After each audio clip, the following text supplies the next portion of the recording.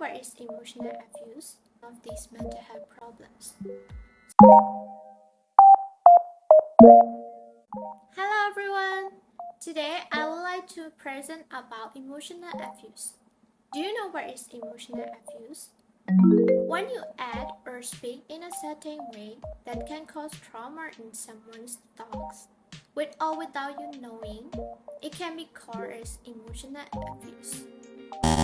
When we have physical wound on our body, it is easy to heal it by using physical treatment or some kind of medication.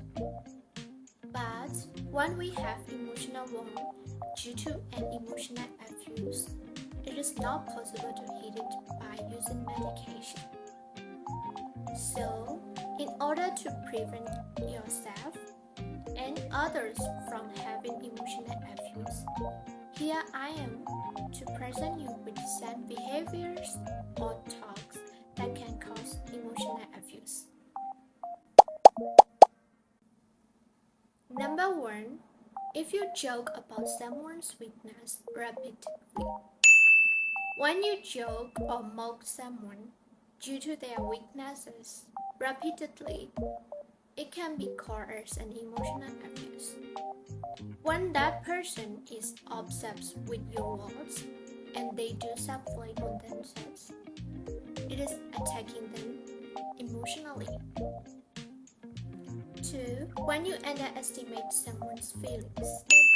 When someone opens up to you with trust and you cannot understand them, you might say something like, "Oh, why are you so weak? Why do you feel like that?" If you say something like that, it is not helpful to them, and it might even cause them more depressed. You might say something like that because you care about them, but it is not an emotional support. 3. When you do something that is offensive to them. When you act or speak in a particular way that make people feel offensive or feel embarrassed, you should be kind of aware. For example, when you post a picture of your friend on social media and they feel disturbed or not comfortable with it, it can be a problem. 4. Trying to do everything as you desire. When you have a very close friend or when you have someone who loves you very much, sometimes you might feel like, "Oh, it is okay to do whatever I want because they love me." And you might win them over continuously. And it makes them feel like you don't understand them and you don't give them emotional support. It is not good for a healthy relationship, and it can be kind of an emotional abuse. When you have been emotionally abused, you might have some of these mental health problems, such as lack of self-esteem, lack of self-confidence, self-blaming, self-harm, and even suicidal thoughts.